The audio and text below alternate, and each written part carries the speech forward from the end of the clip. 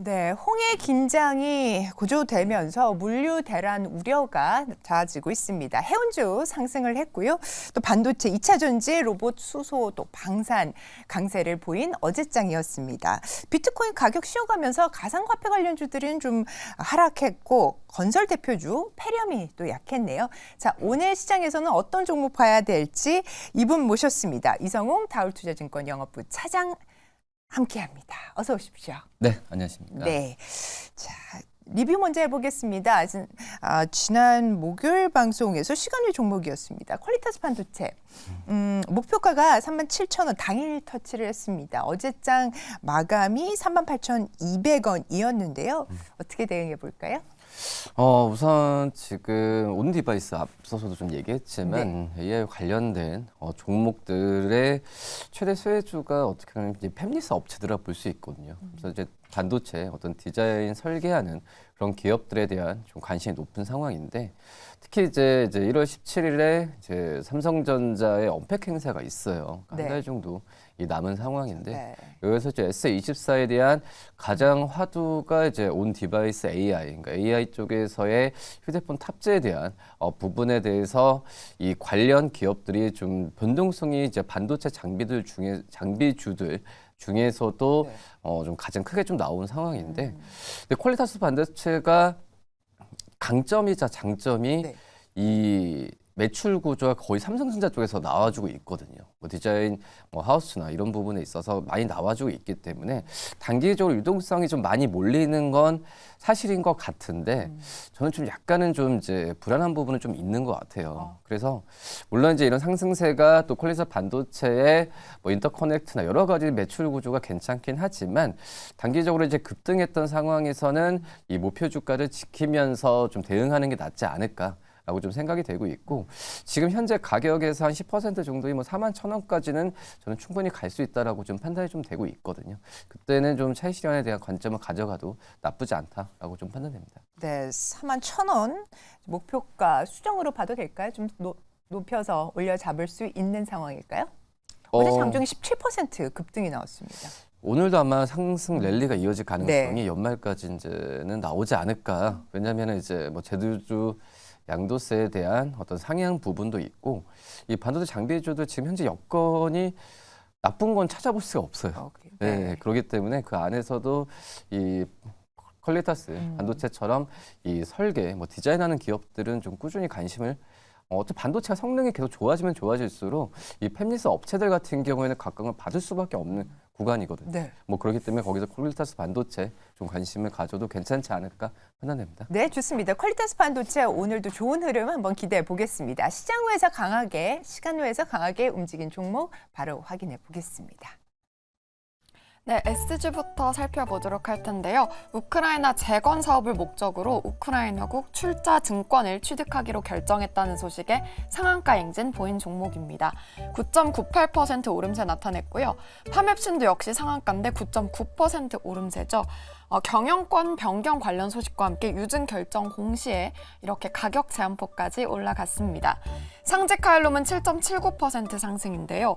국내의 고급 주거 문화를 주도한 1세대라고 할 수가 있는데 럭셔리 라이프 플랫폼 구축에 더욱더 힘을 쓰는 모양새죠. 리카르디 아스턴 청담이 시공 예정사로 동사를 선정한 것이 부각되고 있습니다. 하림은 5.51% 상승인데요. 하림그룹이 해운공룡 HMM을 품는다는 소식이 전해졌죠. 우선 협상 대상자로 선정된 건데 단숨에 재계 13위로 껑충 뛰어오르게 됐습니다. LIG 넥스원 3.04% 상승인데요. 방산 로봇에 더해서 미래 먹거리를 키워나가고 있습니다. 루마니아와의 1,180억 원 규모의 수출 계약까지 모멘텀으로 작용할 걸로 보여지는데요. 방산 그리고 로봇 관련해서 좀 관심이 집중되고 있는 것 같은데 이쪽으로 들여다봐도 괜찮을까요? 네, 시간외 특징주 어떤 종목 볼까요? LIG 넥스원 한번 좀 봐야 될 텐데 제가 이제 계속 이제 시간에서 어떻게 보면 그 펀더멘탈, 그러니까 실적에 대한 기대감이 큰 기업들 위주로 좀 말씀을 드리고 있거든요. 실질적으로 어떤 그 다른 테마나 이런 이슈 때문에 시간에서 간 종목들 같은 경우에는 저도 보니까 지금은 뭐 하루 이틀을 거의 안 간 그런 상황이고요. 이 실적에 대한 증권사의 평가가 높은 종목들 같은 경우에 장중이 아니라 뭐 시간에서 올랐다고 하더라도 그 상승폭은 계속 이어질 가능성이 있기 때문에 시간에서도 종목들을 고를 때는 이 어떤 실적주로서 접근하는 게 맞다라고 생각이 되고 있고요. 네. 특히 이제 LIG 넥스원 같은 경우도 지금 증권사에서도 좀 목표 주가에 대한 부분을 좀 상향하면서 거의 지금 16만 원까지 그 전에 목표 주가가 10만 원, 11만 원대 네. 돌파를 충분히 했어요. 그러면서 이제 추가적으로 16만 원까지 지금 제시를 하고 있는 그런 상황인데 그만큼 이제 LIG 넥스원의 이 방산 특히 이제 수주 잔고나 여러 가지 면에서 봤을 때도 몇 년치 이후에 2, 3년치 이후에 먹거리는 벌써 지금 다 일감을 좀 확보했던 상황이라고 네. 좀 볼 수 있겠고요.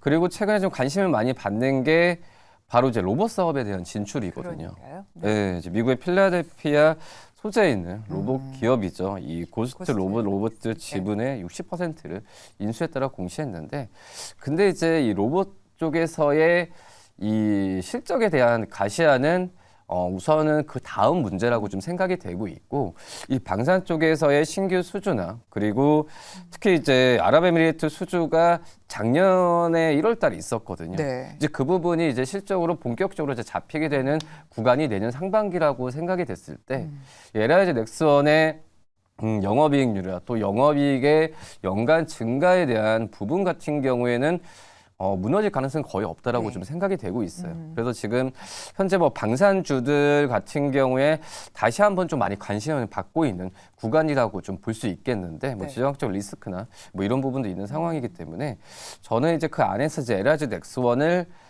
좀 1순위로 좀 말씀을 드리도록 하겠습니다. 네, 골드만이 그때 한창 한국 방산주 좋다 이러면서 LIG 넥스원 또 한국 에어로스페이스 막 얘기를 했을 때 제가 그때 살 걸 이런 생각이 들었거든요. 저희의 살 걸 종목입니다.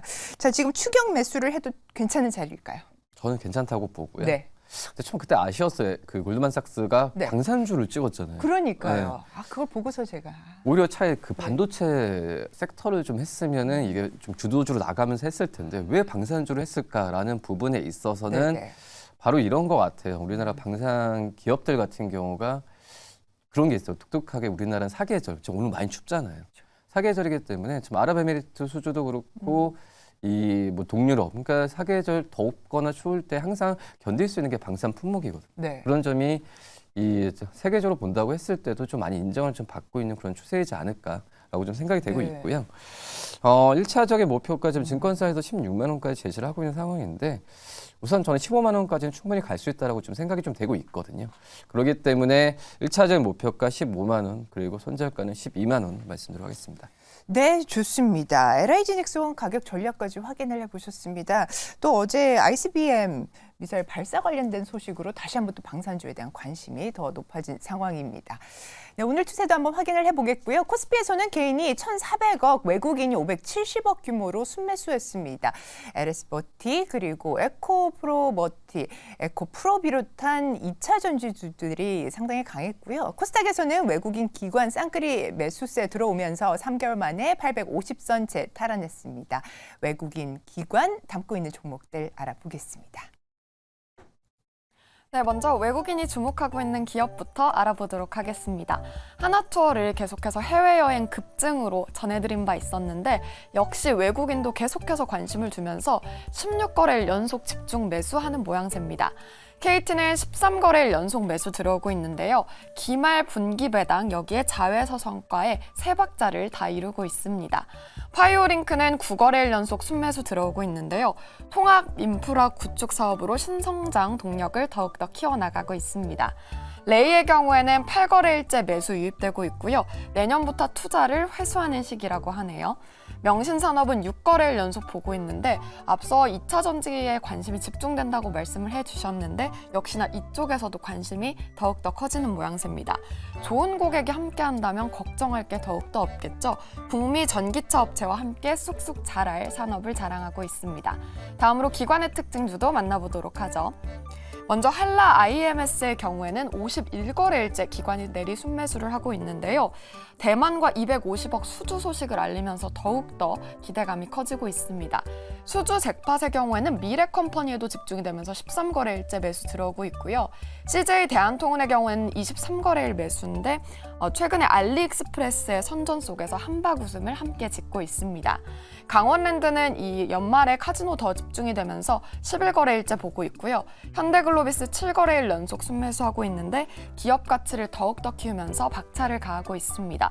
이렇게 다양한 섹터군 속에서 어떤 쪽을 보면 좋을지 사장님 도와주세요.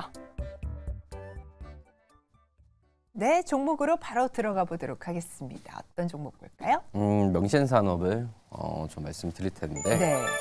지금 이제 명신산업 같은 경우에는 이제 차체 부품이죠. 어떤 그 엔진이나 이런 쪽 기계 쪽이 아니라 차체, 그러니까 한마디로 뭐 샤시나 이런 그 부품을 이 핫스탬핑 공법을 이용해서 지금 현대차 그룹도 그렇지만은 특히 이제 가장 관심을 받는 게 앞서서 말씀하셨지만은 이 글로벌 고객사를 중심으로 지금 납품하고 있거든요. 네. 그러니까 글로벌 특히 이제 뭐 테슬라도 테슬라, 그렇고 예. 이 고객사들의 이 북미 또 이제 중국 쪽에서의 공장에 이런 금형 제품을 지금 납품을 하는 게 바로 이제 명신산업이라고 볼 수 있겠는데 3분기 때 영업이익이 그렇게 좋지는 않았어요. 물론 적자는 아니지만은 올해 2분기 때 영업이익이 774억에서 3분기 때 407억을 보여줬는데 뭐 그런 점에서 보면은 이거는 어떤 전기차에 관련된 부품주들도 그렇지만은 이 생산 조절에 대한 부분이 분명히 좀 있었거든요. 네. 3분기 때는. 근데 이 4분기 때 내년에 좋아질 거냐. 그것도 사실 단언할 수는 없어요. 가봐야 아는 건 맞다라고 좀 생각이 되고 있는데 하지만은 이 새로운 제품에 대한 뭐 픽업 트럭도 그렇고 새로운 제품에 대한 출시에 대한 부분은 글로벌 고객사들 특히 테슬라도 그렇지만은 계속 지금 계획을 내놓고 있는 상황이기 때문에 어떤 전기차와 관련된 이 소재, 그러니까 2차 전지, 뭐 배터리, 뭐 이런 기업들 같은 경우에는 원가율이나 이런 부분에 있어서 특히 전기차 수요나 이런 부분에 직접적으로 연관이 되고 있지만 네. 이 차체 부품을 만드는 기업들 같은 경우에는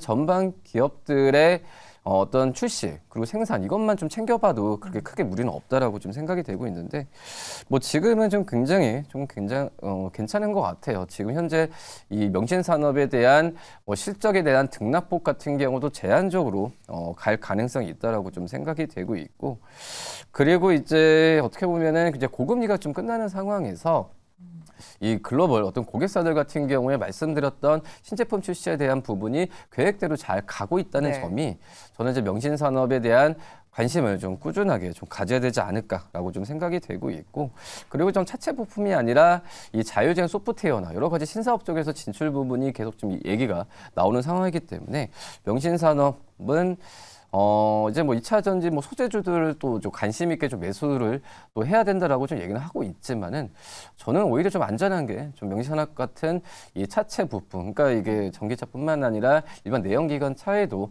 항상 꾸준하게 매출 나오는 이런 기업들에 대한 관심을 좀 가져야 되지 않을까. 화신도 이제 네. 같은 비슷한 그렇죠. 맥락의 논리로. 기업이라고 네. 볼 수 있습니다. 사이버 트럭에도 들어가나요?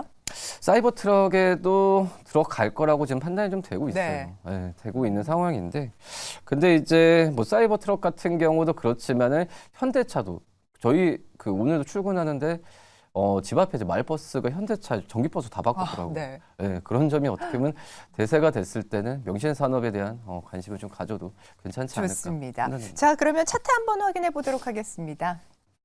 지금 18,560원 거의 지금 거래량이 좀 많이 안 나오고 있어요. 안 나오고 있는 상황이기 때문에 어떤 좀 그 단기적인 매수나 어떤 등락폭이 나오는 것보다도 계속 내년까지로 봤을 때의 그런 매수 관점이 필요하다라고 네. 좀 생각이 좀 되고 있고 1차적 목표가는 좀 21,000원 좀 말씀을 드리고 손절가는 17,000원 말씀드리겠습니다. 네, 좋습니다. 명신산업 목표가 21,000원으로 제시가 됐습니다. 자, 오늘장의 관심주, 공략주 한번 간단하게 살펴볼 텐데요. 어떤 종목일까요? 이 감성 코퍼레이션 네. 말씀을 드릴 텐데 스노우피. 이 스노피크 예. 그 대표적 이제 캠핑 그런 기업이라 볼 수 있겠는데 이게 감성 코퍼레이션 같은 경우에도 이 스노피크 그 피크 같은 경우가 이제 올해 그 현빈 을 이제 모델을 바꿨잖아요. 그전에 류승범에서 이제 현빈 바꿨는데 그러면서 브랜드 인지도가 동남아 쪽을 중심으로 굉장히 좀 올라가고 있는 그렇겠네요. 상황이거든요. 네. 뭐 특히 이제 3분기가 이제 원래 계절적으로 좀 비수기예요. 그리고 겨울에는 이제 캠핑에 대한 부분이 수요가 좀 낮고 오히려 상반기 때 높기 때문에 3분기 때가 비수기임에도 불구하고 지금 뭐 실적도 3분기 영업이익이 작년 대비해서 136%까지 올랐고 네. 지금 이제 4분기 때 영업이익은 150억 이상까지도 좀 추정을 많이 하고 있는 상황이거든요. 이게 지금 우리나라 안에서의 매장 수도 증가하는 부분이지만 특히 대만을 중심으로 한 이 매장에 대한 증가, 그러니까 대만을 중심으로 한 이 수익 구조에 대한 부분은 많이 지금 지금 리뉴얼을 하고 있는 그런 부분이라고 좀 생각이 되고 있고요. 뭐 그러기 때문에 지금 현재는 이 대만 쪽에서도 그 내년에는 60에서 70개 매장과 온라인 몰이 지금 입점이 된 상황이라고 좀 볼 수 있겠고, 그러기 때문에 감성 코퍼레이션 분기 실적으로 계속 좀 증가하는 구간이지만 주가가 지금 11월 중순부터 좀 떨어졌거든요. 이 정도 가격에서 배수 관점 한번 잡아봐도 괜찮지 않을까 판단됩니다. 네, 좋습니다. 4분기 사상 최대 분기 실적 예상이 되는데 현재 주가는 어떻게 보면 박스권 하단에 이렇게 놓여 있는 상황입니다. 가격 전략 확인하죠. 1차적 목표가는 3,600원 좀 말씀을 좀 드려야겠고요. 네. 현재가는 3,000원 말씀드리겠습니다. 네, 좋습니다. 자, 오늘은 종목 진단에서 감성 코퍼레이션을 관심 종목으로 또 투자 포인트까지 점검해 봤습니다. 수고해 주신 이성웅 차장님 대단히 감사합니다. 네, 감사합니다.